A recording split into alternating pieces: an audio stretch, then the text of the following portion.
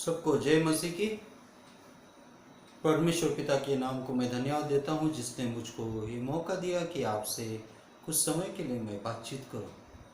और आज का दिन बहुत ही महत्वपूर्ण था, क्योंकि आज हम जब चर्च में गए थे तो वहाँ पे देखा कि एक व्यक्ति के कारण आज पूरे देश में और पूरे राज्यों में भी हम लोग देखते हैं कि उस व्यक्ति के नाम की वजह से आज का दिन मनाया जाता है, जिसका जन्म 5 सितंबर 1888 में एक छोटे से गांव तिरुपल्ली गांव में उसका जन्म हुआ था।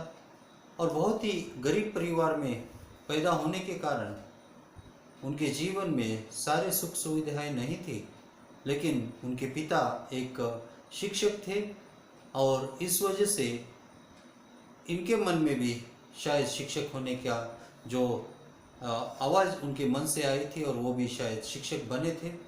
और यही व्यक्ति, यही लड़का जो लूथरन कॉलेज में पढ़ के बाद में उसके बाद में वो वेलोर कॉलेज वहाँ पे भी उन्होंने पढ़ाई की और उनका सारा शिक्षण, उनका सारा एजुकेशन हम देखते हैं कि क्रिश्चियन कॉलेज में हुआ।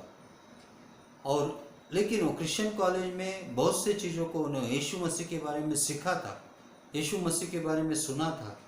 और बहुत से विचार जब हम उनके एक सूक्ष्मता से या बहुत ही डीपली जब स्टडी करते हैं तो बहुत से विचार उनके शिक्षाओं में यीशु मसीह की शिक्षाओं को भी पाया जाता है। लेकिन उनका मन, उन्होंने जब विवेकानंद के किताबों को, बायोग्राफीज को और विवेकानंद के विचारों के ऊपर ध्यान करना शुरू किया तो उन्होंने हिंदुओं के ग्रंथ के ऊपर अपने दर्शन को, दर्शन शास्त्र में उन्होंने प्रकट किया था। तो आइए आज हम लोग इस शिक्षक के दिनों के लिए, आज हम लोग सब लोग मिलकर उनके कामों के लिए और उनके प्रयासों के लिए और उनके प्रयत्नों के लिए हम सचमुच उनके लिए प्रार्थना करेंगे और परमेश्वर पिता को हमारे इन शिक्षकों के लिए धन्यवाद देने के लिए, परमेश्वर पिता को उन्हें आशीष देने के लिए हम प्रार्थना करें। आइए हम प्रेयर करें। परमेश्वर पिता, इस दिन के लिए हम धन्यवाद देते हैं, विशेष करके प्रभु आज का जो वचन है, प्रभु तेरे वचन के द्वारा आज मुझे बताने के लिए सहायता कर। इस दुनिया में सबसे बड़ा शिक्षक कौन है और किसने इस दुनिया को हर एक चीज़ों में उनको रास्ता दिखाया है, वही एक सच्चा ईश्वर हो सकता है, वही सच्चा गुरु हो सकता है और वही सच्चा हमारा टीचर हो सकता है। इस समय को प्रभु, आज के शिक्षक दिनों में प्रभु, जो लोग अपने शिक्षकों को याद करके उनके लिए प्रभु प्रार्थना नहीं करते तो प्रभु ऐसे लोगों को हम स्वार्थी कहेंगे। लेकिन प्रभु आज हमारे टीचरों की वजह से आज हम इस स्थिति में है, इस स्थान पे है और उनके लिए हम धन्यवाद देते हुए ये सारी प्रार्थनाएं प्रभु यीशु के मीठे नाम से मांगते, सुनो और कबूल करो, आमीन। मेरे प्यारे भाई और बहनों, आज फिर से एक बार हम परमेश्वर पिता के वचन के ऊपर ध्यान करेंगे। अभी हमने देखा कि सर्वपल्ली राधा कृष्ण जो गरीब परिवार में पैदा हुए थे और क्रिश्चियन स्कूल और कॉलेज में उनकी पढ़ाई हुई थी। क्रिश्चियन स्कूल कॉलेज में उनको स्कॉलरशिप मिला था और क्रिश्चियन स्कूल में उनको अवार्ड भी दिया गया था। और बाद में वो यूपी साइड में जाके उन्होंने कई दिनों तक वहाँ पे हिंदू के हॉस्टल में वहाँ पे रह के उन्होंने वहाँ पे काम किया था और इसी समय में उन्होंने दर्शन शास्त्र का भी अध्ययन किया था। और इस तरह से जब उनका जन्मदिन मनाया जा रहा था तो उन्होंने कहा था कि मेरा जन्मदिन अकेले का मेरा जन्मदिन मत मनाइए, लेकिन सारे शिक्षकों का आज जन्मदिन होना चाहिए। और इस तरह से उस दिन से आज के दिन को 5 सितंबर को शिक्षक दिन के नाम से जाना जाता है। मेरे प्यारे भाई और बहनों, आज हम लोग देखते हैं कि वो मसीह के कॉलेज में पढ़ के, क्रिश्चियन कॉलेज में पढ़ के भी क्यों मसीह नहीं हुआ, क्योंकि वहाँ पे हमने देखा है कि वो अपनी ज़रूरतों को उतना ही ले लिया, लेकिन आत्मिक विचारों को उन्होंने मसीह से नहीं सीखा। और बहुत सी शिक्षाएं उन्होंने कहा है कि जिस कॉलेज में दर्शन ना हो वो कॉलेज या वो स्टूडेंट का नाश होता है। और यहाँ पे हम लोग देखते हैं कि ये प्रभु के वचन में हम लोग उत्पत्ति के किताब हम लोग नीति वचन की किताब में देखते हैं कि जहाँ पे दर्शन न हो वहाँ पे लोग नाश होते हैं। और इसी बातों को, छोटी छोटी बातों को उन्होंने अपने विचार में प्रकट किया है और उसका इस्तेमाल किया है। और इस तरह से हम लोग देखते हैं कि इस दुनिया में उनका नाम आज सबसे बढ़कर लिया जाता है। लेकिन क्या सचमुच में उनसे बढ़कर कोई और टीचर नहीं थे मेरे प्यारे भाई और बहनों? हम लोग जब चाणक्य के जीवन में जब देखते हैं कि चाणक्य ने खुद एक स्टूडेंट को अपने जीवन भर उसको पढ़ाया, अपने अनुभव से उसको चलाया और एक दिन एक गुलामी से लेके उसको राजा बनाया। एक महान उस व्यक्ति के लिए भी हम भारत में जिसका जन्म हुआ उस चाणक्य के लिए भी हम लोग धन्यवाद देंगे, क्योंकि उसकी नीति शास्त्र और उसके अर्थशास्त्र की किताब भी उन्होंने बड़े बड़े अर्थशास्त्र किताब लिखे। और क्या चाणक्य ही एक ऐसे शिक्षक थे जो बड़े हुए? नहीं, उनसे भी बढ़कर वहाँ हम लोग देखा है कि ग्रीक में जहाँ पे प्लूटोस थे, जहाँ पे सोक्रेटिस थे, ऐसे महान दार्शनिक भी अलग अलग जगह पे पैदा हो गए थे और वो अपने अपने स्थान पे एक श्रेष्ठ गुरु के नाम से जाने जाते हैं।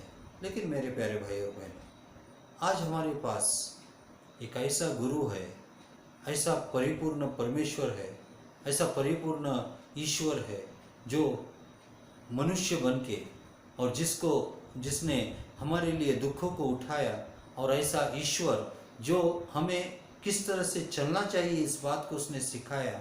और वही बातें हम बहुत से टीचर की बातें हम लोग सीख सकते हैं, वो है हमारे यीशु मसीह के द्वारा। तो यीशु मसीह में ऐसी क्या विशेष था कि जिसमें अन्य टीचरों से उनको अलग किया जा सकता है, या अन्य टीचरों से उनको हम लोग उनके साथ कंपेयर नहीं कर सकते? क्योंकि यीशु मसीह ही ऐसा व्यक्ति है जो सिर्फ प्राकृतिक बातों को ही नहीं लेकिन आत्मिक बातों को भी वो बताता है। वो सिर्फ गुरु ही नहीं लेकिन सब बातों को जानकार भी वो थे।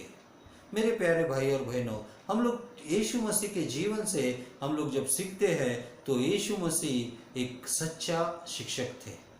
जब रात में निकोदेमुस आया तो रात के शायद वो मध्य रात के समय आया था, लेकिन यीशु मसीह ने उसका भी स्वागत किया।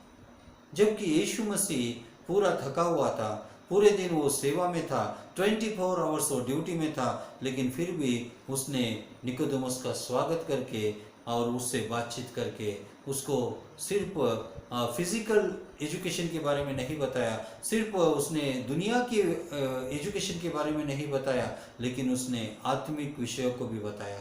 जबकि हम लोग देखते हैं कि निकोदेमुस भी एक शास्त्री था जो पढ़ाई में बाइबल और धर्म ग्रंथों का एक बड़ा विद्वान व्यक्ति था। वो व्यक्ति यीशु मसीह से जानना चाहता था, यीशु मसीह से सीखना चाहता था, और ऐसे विद्वानों को पढ़ाने के लिए यीशु मसीह इस दुनिया में आए थे। इतना ही नहीं, जब यीशु मसीह 12 साल के थे तभी वो यरूशलेम के मंदिर में उन्होंने विद्वानों से वार्तालाप की थी, उनसे सवाल करता था, उनके सवालों को वो जवाब देता था। तो यीशु मसीह शुरू से ही एक उत्तम टीचिंग उनमें थी, क्योंकि वो जानते थे कि सीखना क्या है और सिखाना क्या है। और इस तरह से उन्होंने निकोदेमुस को पवित्र आत्मा के बारे में उसको सिखाया, जबकि पवित्र आत्मा का ज्ञान निकोदेमुस को नहीं था। पवित्र शास्त्र का उसको ज्ञान था, लेकिन पवित्र आत्मा क्या होता है इसके बारे में उसको सिखाया गया। और बाद में हम लोग देखते हैं कि यीशु मसीह कैसे लोगों को सिखाता था। सामान्य विषयों को लेके वो असामान्य बातों को बताता था। जैसे कि नमक का नाम लेके तुम जगत के नमक हो। क्यों नमक के लिए बारे में यीशु मसीह बताता है? क्योंकि अगर आप नमक के गुणधर्मों को अगर देखेंगे, साइंटिफिक रीतों से आप देखेंगे, तो नमक एक पिघलने वाला एक मटेरियल है जो पानी में पिघल जाता है। नमक एक ऐसी चीज है जो हम लोग अगर थोड़ा गुनगुने पानी में अगर उसको हम गर्म पानी में डाल के और अगर उसको हम गार्गल करते हैं तो हमारे गले की जो बीमारी है वो कम होने लगती है। नमक जो है वो एक खाद है जो पेड़ों और पौधों को भी डाला जाता है, जिसको हम लोग यूरिया में देखते हैं कि नमक का भी इस्तेमाल किया जाता है। और उसी तरह से नमक एक ऐसा चीज है जो पानी में सही समानता से मिलता है, लेकिन वो पानी में मिलता है और कहीं भी उसके टेस्ट में, पानी के टेस्ट में कहीं भी कमी ज़्यादा महसूस नहीं होती। इसका मतलब नमक जो है वो सही ढंग से सब बातों में, सब पानी में वो सही रीति से वो पिघलता है और वो टेस्ट भी सबको सही देता है। चाहे वो 10 लोग उसका टेस्ट करें लेकिन उसका टेस्ट उसमें कमी नहीं होता है। इसको हम लोग यहाँ पे देखते हैं। और नमक पिघल जाता है लेकिन उसका स्वाद बच जाता है। और इस तरह से हम 4-5 गुणों धर्मों को नमक में हम लोग देखते हैं कि नमक क्या है, वो जीवन देने वाला है। नमक क्या है, एक औषधि के रूप में है। नमक क्या है, वो सब में बराबर वो मिक्स होता है। और नमक क्या है, वो हमारे जीव जबान के लिए एक रुचि को भी लाता है। और नमक क्या है कि वो मर जाता है लेकिन उसका स्वाद जिंदा रहता है। क्या ये गुण धर्म हमारे मनुष्य में है? इन सारे बातों को देखेंगे तो यीशु मसीह ऐसी छोटी छोटी बातों को वो टीचिंग्स में लाते हैं और वो कहते हैं कि जगत का प्रकाश तुम हो, ये दुनिया का प्रकाश तुम हो। क्यों प्रकाश यीशु मसीह ने कहा है? क्योंकि प्रकाश में सारी बातें स्पष्ट होती है। प्रकाश होने की वजह से हमको कॉन्फिडेंस आता है। अगर हम अंधेरे में हैं तो हम कहाँ चल रहे हैं, कहाँ कदम रखेंगे हमको पता नहीं। लेकिन प्रकाश क्या करता है कि हमें एक आत्मविश्वास देता है कि हाँ, मैं देख सकता हूँ, मैं आगे बढ़ सकता हूँ। और प्रकाश क्या करता है कि हमारे विश्वास को भी बढ़ाता है। और इस तरह से छोटे छोटे बातों को यीशु मसीह ने उदाहरण के द्वारा हमें सिखाने की कोशिश की है। और यीशु मसीह ने बीज के उदाहरण को दिया और बीज के उदाहरण से उसने आत्मिक बातों को उजागर किया। और जो एक आदमी जब चलता है तो बोता है और बोने के बाद कुछ बीज कहाँ पे गिरे, कुछ बीज कहाँ पे गिरे, 4 तरह की भूमि के बारे में बताता है। उसी तरह से ये बीज क्या है, अच्छे विचारों को हमारे मन में लेके आगे बढ़ के वो कैसे फल लाता है। उसके मन में जो भरा होता है वही उसके जीवन से आता है। और इस तरह से यीशु मसीह ने उनको टीचिंग दिया। और गांव में जाके धन्य जो गरीब लोग हैं उनके लिए कहा कि जो धन्य है वो जो आत्मा में दीन है। और इस तरह से उन्होंने गरीबों को भी सिखाया और उनको उनके सिखाने से उनको एक उत्साह दिया। और यीशु मसीह अपने आने के बारे में कहता है कि गरीबों को सुसमाचार सुनाने के लिए या शुभ संदेश सुनाने के लिए मैं इस दुनिया में आया। और यीशु मसीह जब सिखाते थे तो वो शास्त्री फरीसाई के समान नहीं, लेकिन एक अधिकार से सिखाते थे। अधिकार किसके पास होता है? अधिकार उसके पास होता है जो सारे विषय को जानता है, जो सारे विषय को मानता है। और यीशु मसीह भी स्वर्ग के बारे में क्यों अधिकार से बात करते थे? क्योंकि वो स्वर्ग के बारे में जानते थे। यीशु मसीह बाइबल के विषय में क्यों अधिकार से बात करते थे? क्योंकि बाइबल के हर एक वचनों को, हर एक शब्दों को वो जानते थे।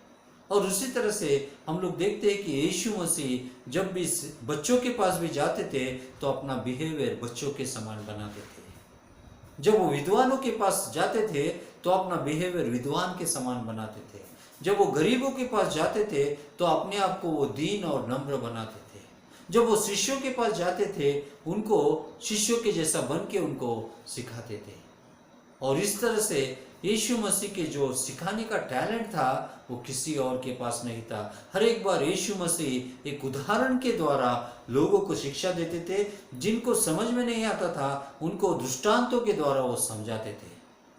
और इस तरह से यीशु मसीह ने धीरे धीरे अपने जो कैसे लोगों को उसने सिखाया, जो मछली पकड़ने वाले लोग हैं, जो अनपढ़ थे, ऐसे लोगों को उन्होंने पढ़ा के विद्वान लोगों को भी उन्होंने क्या किया, अपमानित करने के जैसा उनको ज्ञान दिया। और यही लोग जो 12 लोग थे 120 बन गए और बाद में 3000 हो गए। और इसी तरह से बढ़ते बढ़ते आज सारे लोगों में, आज सारे दुनिया में यीशु मसीह की टीचिंग्स यहाँ पे आ गई। मेरे प्यारे भाई और बहनों, हम लोग सचमुच में एक अच्छे टीचर्स बने हैं। आज हम लोग सचमुच में अगर अच्छे टीचर बनते तो क्या आज हमें स्टूडेंट्स याद करके कोई फ़ोन करके बताता है कि आप सचमुच में मेरे लिए एक अच्छे टीचर थे। और बहुत से ऐसे स्वार्थी स्टूडेंट्स भी है आज इस बात को भूल गए कि आज वो जो भी पोजीशन में है, चाहे आप एमएलए हो, चाहे आप टीचर हो, चाहे आप प्रेसिडेंट हो, जो भी हो, क्या आप अपने गुरुजनों को याद कर रहे हैं कि जिन्होंने तुमको सिखाया उसकी वजह से आप उस स्थान पे हैं। आज मेरा सवाल ये है कि क्यों आजकल के बच्चे आज बहक जाते हैं, क्यों आजकल के बच्चे वो और लोगों की बात नहीं मानते, क्योंकि उनके अनुसार उनको भोजन नहीं दिया जाता है। और इसके लिए यीशु मसीह कहते हैं कि बच्चों की रोटी कुत्तों को मत डालो, बच्चों की रोटी कुत्तों को मत डालो। इसका मतलब क्या है? जो बच्चों को देना का समय है वो बच्चों को देना चाहिए। और इस तरह से हम लोग आज देखते हैं कि मोबाइल, टीवी और अन्य विषयों से अपने परिवार के माता पिता क्या कर रहे हैं कि वो अपने ही बातों में वो विचलित है। आज क्यों स्टूडेंट्स लोग टीचरों से दूर जाते हैं? क्योंकि टीचर उनकी भावनाओं को या उनकी इमोशनल बात को नहीं समझ रहे, और स्टूडेंट अपने टीचरों को नहीं समझ रहे। उनमें दूरियां क्या क्यों है? क्योंकि टीचर हमको डांटते हैं, टीचर हमें परेशान करते हैं, टीचर हमसे सवाल करते हैं, और इसलिए वो उनके पास जाना नहीं चाहते। अगर हम बच्चों को रोटी खिलाएंगे, जो दूध पीने वाले बच्चों को रोटी खिलाएंगे, तो क्या वो बच्चा रोटी खाएगा? और जो जवान है उसको हम लोग सिर्फ दूध पिलाएंगे तो क्या वो ताकतवर बनेगा? और इस तरह से हमें टीचर को सोचना चाहिए कि हमें किसको किस तरह का खाना देना चाहिए। और इसके लिए जब हम बच्चों में जाते हैं तो बच्चे के समान बने, जब जवानों में जाते हैं तो जवानों के लाइफस्टाइल से उनको हम लोग प्रभु का सुसमाचार सुनाना चाहिए, और जब बुजुर्गों में जाते हैं तो हमको बुजुर्ग के समान उनको सुनाना चाहिए। और आज हमारे जीवन में हमको यीशु मसीह के समान हमको बनना चाहिए। यीशु मसीह का मन हमारे जीवन में चाहिए, और यीशु मसीह के मन में उसके बाद में यीशु मसीह के प्यार को हमको लोगों को बताना चाहिए, और यीशु मसीह की शिक्षाओं का उदाहरण हमको लेना चाहिए। आज कितने जो प्रचारक है, टीचर्स है, और कितने ऐसे गुरु लोग हैं जितने जो भी सिखाते हैं वो एक उदाहरण के द्वारा लोगों को बताना चाहते हैं। मेरे प्यारे भाई और बहनों, आज हमारे टीचिंग्स में परिवर्तन लाना चाहिए। यीशु मसीह ने जो टीचिंग्स दिया वो 2000 साल पहले थी, लेकिन वो पुरानी टीचिंग्स भी अभी तक इस दुनिया में अभी तक आई नहीं। और इसके लिए हमारे जीवन में एक अच्छी, और यीशु मसीह को लोग क्यों पसंद और नापसंद करते थे? क्योंकि उनके टीचिंग्स में एक नयापन था। शास्त्रीय पुरुषाई के समान वो टीचिंग नहीं करते थे, पुराने रीति के समान वो टीचिंग नहीं करते थे, बल्कि एक अधिकार से और एक उदाहरण से वो टीचिंग करते थे। और यीशु मसीह जो बोलते थे वही वो करते थे। उन्होंने कहा मत्ती 5:44 में कि तुम अपने दुश्मनों से प्यार करो और उनके लिए प्रार्थना करो, और उन्होंने क्रूस पे करके दिखाया। और इस तरह से हम लोग देखते हैं कि उनकी टीचिंग और उनकी प्रीचिंग उनके प्रैक्टिकल लाइफ में हम लोग देखते हैं। वो 24 आवर्स वो क्या करते थे? प्रभु का सुसमाचार सुनाने के लिए वो तैयार होते थे। आज हमारे टीचर्स क्या सचमुच में रेडी है? और जैसे कि मैंने फ्रेश डेवलपमेंट में कहा है कि फ्रेश FRESH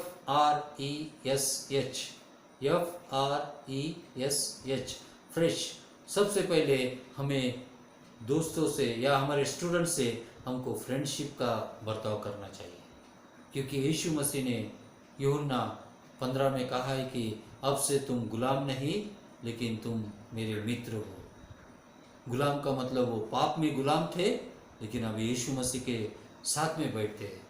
गुलाम जो होता है वो ज़मीन पे किसी कोने पे बैठता है, जब तक मालिक उसको हुक्म नहीं देता है ना उठता है ना बैठता है। और इस तरह से गुलाम को मालिक क्या कर रहा है पता नहीं होता है, लेकिन जो दोस्त होता है वो साथ में आके उसके गले में हाथ डाल के बैठता है। तो एक गुलाम से यीशु मसीह ने हमको दोस्त बनाया, तो हमको भी लोगों को दोस्त बनाना बहुत ही ज़रूरी है। और सेकंड है, हमें उनसे रिलेशनशिप डेवलप करना चाहिए। और ये रिलेशनशिप क्या है? यीशु मसीह ने जब देखा कि पतरस वो उसके सास बीमार होने की वजह से उस दिन शायद उसका काम में मन नहीं था, क्योंकि उसकी पत्नी अपनी माँ की वजह से टेंशन में थी, और उसी तरह से पत्नी की वजह से ये पतरस भी उस दिन सोच में पड़ा होगा। और इसलिए यीशु मसीह ने देखा कि पतरस के चेहरे पे शायद मैंने इमेजिनेशन किया कि क्यों पतरस आज तो इस तरह से उदास है।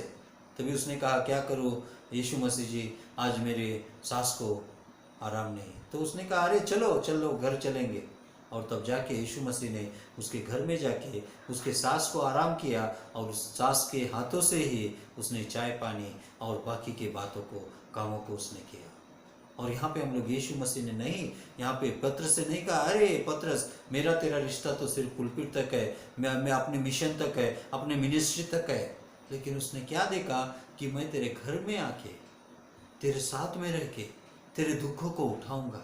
यही एक सच्चे टीचर की एक सच्चाई है कि वो टीचर जो होता है अपने स्टूडेंट की चिंता करता है, अपने शिष्यों की चिंता करता है, उनके क्या क्या समस्या है, समस्याओं को पार करके उसको अपने साथ में वो सेवा में लेता है। क्या सचमुच में ऐसे कोई पास्टर है जो अपने लोगों के लिए मिलकर घर घर जाके उनकी समस्याओं का परिहार कर रहे हैं? क्या सचमुच में ऐसे कोई टीचर है जो घर घर जाके वो अपने स्टूडेंट की समस्याओं का परिहार कर रहे हैं? और इसके लिए मेरे प्यारे भाई और बहनों, हमको अपने स्टूडेंट से हमको रिलेशनशिप बनाना चाहिए। और उसके बाद में हम लोग देखते हैं कि ई फॉर एनकरेज, उन्हें हमें उत्साह देना चाहिए, प्रोत्साहन देना चाहिए। बहुत से बार छोटा सा प्रोत्साहन लोगों में क्या होता है, एक बड़ी शक्ति आ जाती है। जैसे तारे ज़मीन पे हम लोग देखते हैं कि आमिर खान आके उस लड़के को जो मंद बुद्धि होता है, जिसको सोचने की ताकत अलग होती है, लेकिन उसको आमिर खान सही समय पे छोटा सा मोटिवेशन दे के उसको आने वाले दिनों में वो एक पेंटिंग इसमें उसको फर्स्ट रैंक मिलने ऐसा उसको काम उसको करने को लगाता है। और ऐसे बहुत से फिल्म है या जीवन में घटनाएं हैं जो छोटी छोटी बातों से इंस्पायर करके उन लोगों को हम लोग बड़ा बनाया जा सकता है। बहुत से बार घर में मसीह परिवार में अपने बच्चों को डांटते रहते, गुस्सा करते रहते हैं, लेकिन उनको प्यार से अगर मोटिवेट किया जाए तो एडिसन जैसे एक मंदबुद्धि व्यक्ति भी देश के लिए और दुनिया के लिए एक उजाला का काम कर सकते हैं। मेरे प्यारे भाई और बहनों, हमारे जब हम माता पिता हो या टीचर हो, हमारे बच्चों को हम लोग प्रोत्साहन देना चाहिए।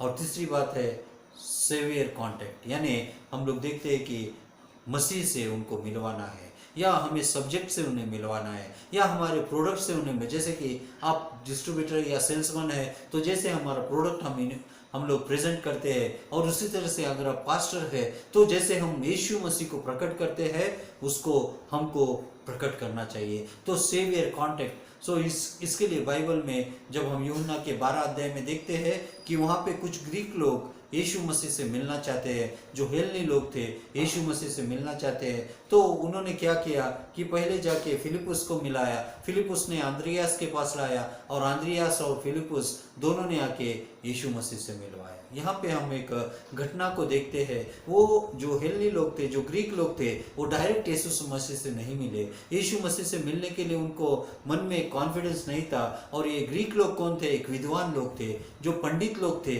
और वाइज लोग थे। वो लोग यीशु मसीह को मिलना चाहते थे, लेकिन वो भी यीशु मसीह को डायरेक्ट मिल नहीं सके क्योंकि उनमें वो हिम्मत नहीं थी। और इसके लिए उन्होंने जाके शिष्यों से मिला।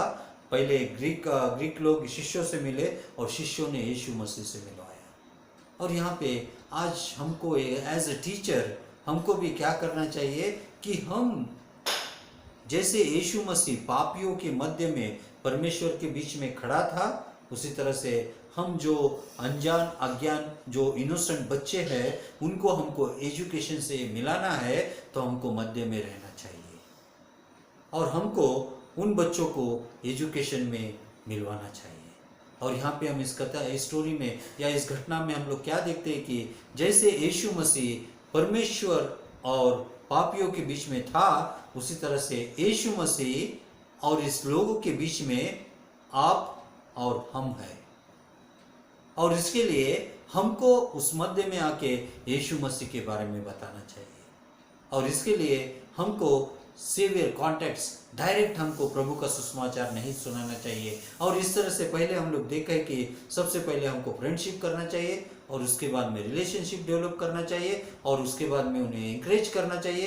एंकरेज के बारे में आपको नहीं बताया, माफ़ कीजिए। और जब पतरस पानी के ऊपर चल रहा था, तो पतरस यीशु मसीह जब पानी पे चलते आ रहा था, तभी यीशु मसीह से पतरस ने पूछा, क्या मैं यीशु मसीह पानी पे मैं भी आपके पास आऊँ? तो यीशु मसीह ने उससे कहा, आ जा। और जब वो चलने लगा, शुरू में तो यीशु मसीह की आंखों में देखता रहा, उसका विश्वास बरकरार रहा। लेकिन जब वो आसपास और अपने शिष्यों के पास, अपने दोस्तों के पास देखने लगा, तो उसके आंखों में हवा और जो पानी का जो लहर था वो नजर आया, और उसके बाद में वो डूबने लगा, क्योंकि उसका विश्वास डगमगाया था। लेकिन हमारा विषय क्या है कि जब भी उसने एक छोटी सी प्रार्थना की, यीशु बचाइए, यीशु बचाइए, और ये छोटी सी प्रार्थना सुन के यीशु मसीह ने उससे नहीं कहा, अरे मूर्ख, तेरे को इतनी बुद्धि नहीं, इतने सालों से मेरे साथ है। तो उसने उससे एक ही शब्द कहा, अरे अल्प विश्वासी, क्यों तूने विश्वास नहीं किया? अल्प विश्वास का मतलब क्या है? थोड़ा विश्वास और थोड़ा अविश्वास। जब विश्वास अविश्वास मिल जाता है तो पूरा विश्वास खराब होने का चांस होता है। उसी तरह से जैसे मैं संडे स्कूल में भी बताता हूँ कि बहुत से ऐसे बच्चे लोग आते हैं जो अपने पुराने विश्वास को लेके यहाँ पे आते हैं, और ऐसे समय में हम उनको जोर जबरदस्ती नहीं करना चाहिए कि तुम ऐसा करो वैसा करो, ये परमेश्वर वो परमेश्वर, ऐसे कभी भी नहीं करना चाहिए। उनके विश्वास को हमको और भी बढ़ाना चाहिए। जैसे कि मैं इसका उदाहरण हमेशा देता हूँ कि जैसे शुरू में टीवी आया था, जो पुराने टीवी आते थे उसको शटर लगाए जाते थे, और उसी तरह से ये शटर क्या है, एक आधा विश्वास है और एक आधा अविश्वास है। जब हम ये शटर को पूरा लेके जाएंगे तो एक शटर अंदर चला जाएगा, या इधर का शटर वहां लेके जाएंगे तो यहाँ का शटर अंदर चला जाएगा। और उसी तरह से उनमें जो अविश्वास है उसको हमको निकाल के उनके विश्वास को पूरा बढ़ाते जाना चाहिए। और जब विश्वास में आएगा तभी वो देश के लिए और अपने लिए, समाज के लिए, परिवार के लिए एक मजबूत विश्वास, एक आत्मविश्वासी बन जाएगा। और इसके लिए हमारे शिक्षकों को ज़रूरत है कि हमें हमेशा उन बच्चों को उनको हिम्मत देना चाहिए, और लास्ट है हमको हेल्प करना चाहिए, और प्रभु के वचन को बताने वाले help of the Holi spirit लेना चाहिए। और पवित्र आत्मा की सहायता से हमें इन पांचों बातों को हमको हमेशा करना चाहिए। जो लोग कमज़ोर है उनकी हेल्प करो, और जो लोग पक्के हो गए उनको हेल्प करने के लिए सिखाओ। और इस तरह से शिक्षक का काम सिर्फ अपने तक व्यतीत रखना नहीं। और यहाँ पे हम जानते हैं कि स्टूडेंट को शिक्षक एक या दो बार बताते हैं, लेकिन शिक्षक बताते बताते हुए वो परफेक्ट बन जाते हैं। और इसके लिए ये ना समझे कि मैं एक बात में उनको समझाने से वो समझ जाएंगे, ये बात गलत है। और मेरे प्यारे भाई और बहनों, अगर आपको बच्चों को परिवर्तन करना चाहिए तो आप बाहर से परिवर्तन मत कीजिए, आप उन्हें इमोशनली, मेंटली और फिजिकली उनको स्ट्रांग बनाइए। आप अगर उनको इमोशनली, क्योंकि एक कहावत है कि अगर आपने दिल जीता तो सारी दुनिया जीती, और इसके लिए हमको सबसे पहले एजुकेशन में क्या जीतना है कि हमें अपने स्टूडेंट का दिल जीतना है। और इसके लिए हमको दिल जीतने के लिए उनके भावनाओं को जानना बहुत ज़रूरी है। और इसके लिए भावना से जब आप कंट्रोल करेंगे तो आपके शिष्य जो है वो आगे बढ़ के स्ट्रांग हो जाएंगे। और इस तरह से यीशु मसीह ने भी अपने 12 शिष्यों को अपनी शिक्षाओं को दे के क्रूस के ऊपर मरने के बाद भी उनके शिष्यों ने, तकलीफ होने के बाद भी उनके शिष्यों ने उसकी शिक्षा को नहीं छोड़ा। यही एक सच्चे शिक्षक है जो मरने तक अपने शिक्षा को उसने बनाया रखा, और इवन उसने क्रूस के ऊपर भी शिक्षा देना नहीं छोड़ा और लोगों को बचाना नहीं छोड़ा, क्योंकि उस क्रूस के ऊपर भी उसने अपने टीचिंग को उस चोर को सिखा के उसने कहा कि आज ही तू मेरे साथ स्वर्ग में रहेगा। तो क्या मेरे प्यारे भाई और बहनों, आज हम लोग एक मसीह टीचर हो के, अब संडे स्कूल टीचर हो या कोई भी टीचर हो, लेकिन आप क्या भी बिजनेस करो, ये 5 फ्रेश डेवलपमेंट आप हमेशा याद रखिए। फ्रेंडशिप, रिलेशनशिप, एंकरेज, और बाद में सेवियर कांटेक्ट और help of the Holi spirit. और इस तरह से प्रभु परमेश्वर करे आने वाले दिनों में आपको और भी आशीष दे। ये सारी हम लोग प्रार्थना करें। आइए प्रार्थना करें। प्यारे परमेश्वर पिता, धन्यवाद देते हैं इस शाम के समय प्रभु, आज टीचर्स दिनों में प्रभु इन सब की तू सहायता कर, ताकि आने वाले दिनों में वो जो शिक्षक अच्छे शिक्षक है और भी अच्छे शिक्षक बन जाए, और तेरे आत्मा में बढ़ के हर लोगों को आशीष का कारण बन जाए। इस समय को प्रभु सारे शिक्षकों के लिए, उनके परिवार के लिए, और जिनका जिनका फाइनेंशियल समस्या है, यीशु तेरे नाम से तू निकाल डालिए और तेरे आत्मा में उनको चलाइए। ये सारी प्रार्थनाएं प्रभु यीशु के मीठे नाम से मांगते सुन और कबूल कर। आमीन आमीन। प्रभु आपको आशीष दे।